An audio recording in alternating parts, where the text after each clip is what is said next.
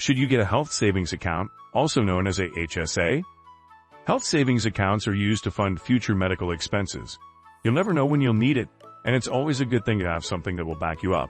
Of course, we hope not. But preparation is always the key. Does that automatically mean that you should get one?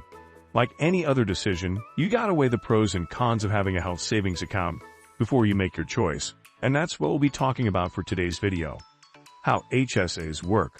Before we list down the pros and cons of health savings accounts, let's have a quick review of how it works. A health savings account, or HSA, is a tax-advantaged account set up for or by people who have high-deductible health plans, HDHPs, to save for qualified medical expenses.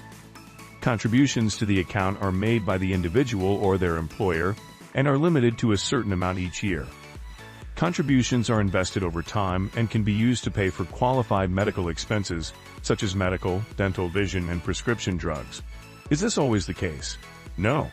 Some employers who provide high-deductible health plans do not provide HSAs.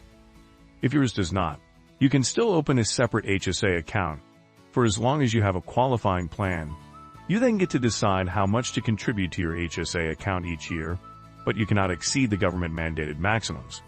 If your company offers an HSA, you can set up easy automatic contributions directly from payroll.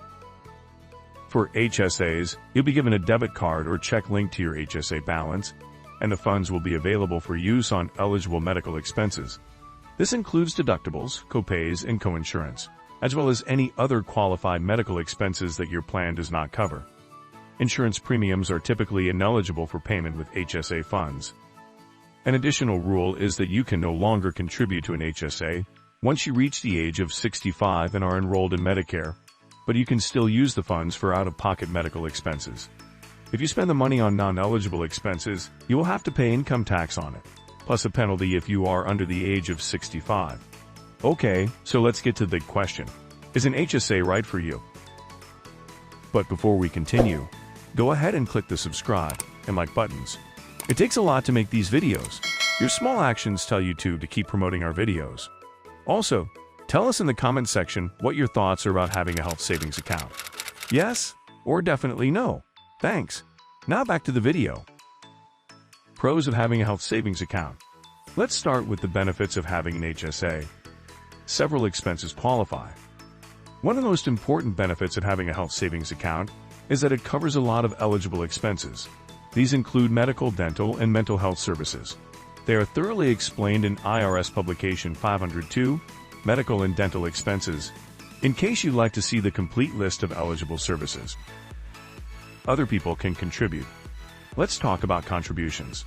One good thing about HSAs is that contributions can be made by yourself, your employer, a relative, or anyone else who wishes to contribute to your HSA. The IRS, on the other hand, establishes limits.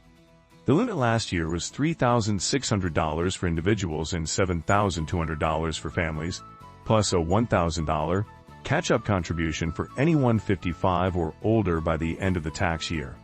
These limits have increased this year to $3,650 for individuals and $7,300 for families in 2022, representing a 1.4% increase.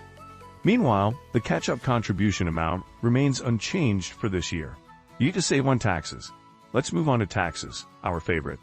Your HSA contributions are deposited into your account before taxes are deducted. The money you put into your HSA reduces your taxable income, which means you may pay less in taxes. Let's take a look at some examples. Let's say you're a university student. Your tax bracket is 10%, and your HSA contribution is $25 per month or $300 per year. This means that you get to save $30 in taxes per year, which is 10% of $300. Another example, let's say you're a recent graduate, which means that your tax bracket is 15%. Considering your HSA contribution is $100 per month, which is $1,200 per year, you get to save $180 in taxes per year, 15% of $1,200. Here's our last scenario. You're a professional nearing retirement. Your tax bracket is 25% while your HSA contribution is $300 per month or $3,600 per year. This means that you get to save $900 in taxes per year, 25% of $3,600. Withdrawals are tax-free. How about withdrawals? If you use your HSA for qualified medical expenses, withdrawals are not subject to federal or, in most cases, state taxes.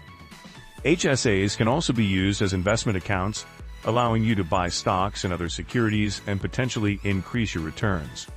Note, however, that stock investing carries the risk of principal loss and should be considered only as part of a diversified, long-term wealth-building strategy. Before taking such actions, it is prudent to seek the advice of a financial planning professional. Tax-free earnings. Any interest or other earnings on the account's funds are tax-free. Most HSA accounts earn very little interest, less than 0.1%, annual rollover. If you have money in your HSA at the end of the year, it will roll over to the following year.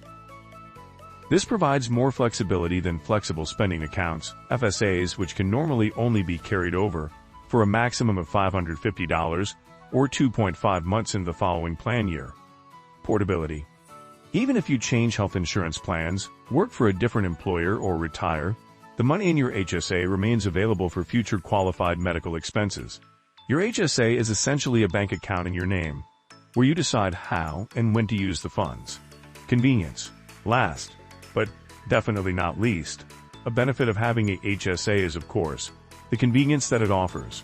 Earlier, we mentioned that HSAs usually come with a debit card, which allows you to immediately pay for prescription medications and other eligible expenses.